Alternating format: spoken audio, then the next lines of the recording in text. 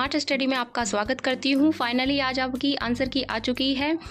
2025 में जो रीट वार्ता परीक्षा हुई थी उसकी आंसर की आ चुकी है। किस प्रकार आपको देखनी है, किस लिंक से देखनी है, इसके बारे में हम चर्चा करने वाले हैं कि लेवल 1 और लेवल 2 आंसर की PDF में आई है।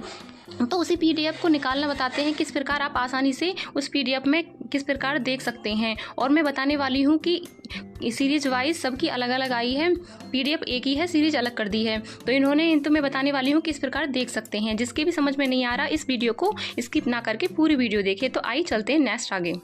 सबसे पहले आपको क्रोम ब्राउज़र ओपन कर लेना है। क्रोम ब्राउज़र ओपन करने के बाद जो आपको सर्च ऑफ टाइप URL दिख रहा है वहाँ पे हमें सर्च करना है रीट ऑफिशियल वेबसाइट के नाम से। कैसे करते हैं मैं अभी करके दिखाती हूँ आपको। इस प्रकार यहाँ पे वेबसाइट का रीट ऑफिशियल वेबसाइट लिख लेना है। लिखने के बाद आपको जो ये आइकन दिख रहा है यहाँ पे तो ये दिख जाएगा, ये इनकी ऑफिशियल वेबसाइट है।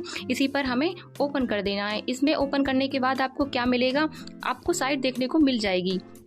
दिखाती हूँ किस प्रकार ओपन करना है आपको। ये ऑफिशियल इनकी वेबसाइट खुल जाएगी।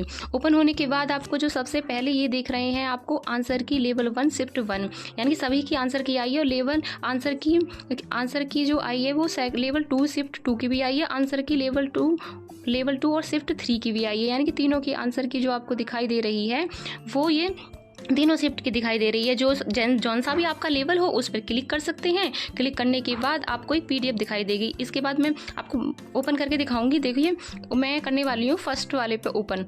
तो अब इस वाले पर फर्स्ट वाले पे ओपन करेंगे तो आपको इस प्रकार की आपको PDF दिखाई देगी। देखिए मैं इस प्रकार क्लिक करती हूँ। देखो इस प्रकार की PDF आपको देखने को मिलेगी।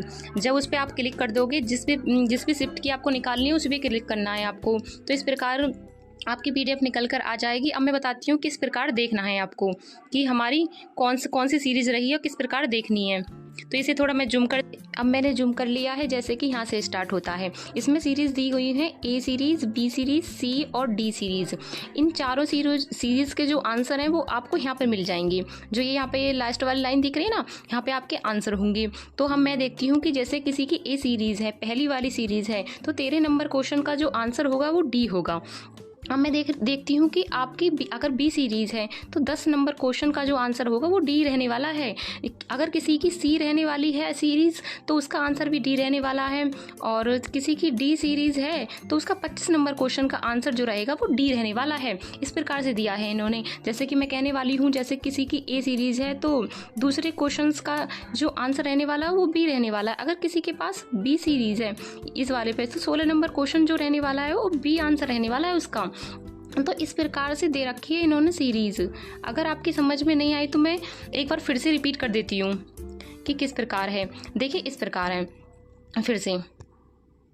जैसे किसी के पास सीरीज़ A है तो उसने सोचा है कि A सीरीज़ है मेरी, तो 13 नंबर क्वेश्चन दे रखा है उसमें, यानी कि जो CDP है तो उसमें 13 नंबर क्वेश्चन दे रखा है। तो 13 नंबर क्वेश्चन का जो आंसर रहेगा वो D रहने वाला है। ऐसे अगर वो देखे तो 3 नंबर क्वेश्चन का जो आंसर रहने वाला है उसके सामने लिखा हुआ है बिल्कुल। अगर आपकी A सीरीज़ नहीं है, जैसे B सीरीज़ है, तो 12 नंबर क्वेश्चन का जो आंसर रहने वाला है वो B रहने वाला है। अगर मैं देखूँ C सीरीज जिसकी भी है तो उसका जो आंसर रहने वाला है, जैसे कि ये D इसका क्वेश्चन है तो उसका आंसर B रहने वाला है। इसी प्रकार देखनी है। और इसी प्रकार देखनी है जैसे कि हमारे इस पे हो गया 30 नंबर क्वेश्चन हो गया तो उसका आंसर B रहने वाला है।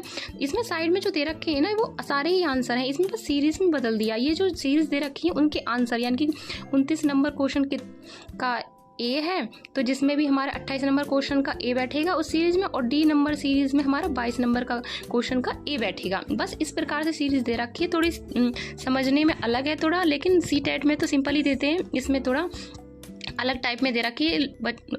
कुछों को समझ में नहीं आ रही होगी और मैं उम्मीद करती हूँ कि अब आप सभी की समझ में आ गई होगी। अगर किसी की समझ में नहीं आती है तो आप मुझे कमेंट करके बता सकते हैं।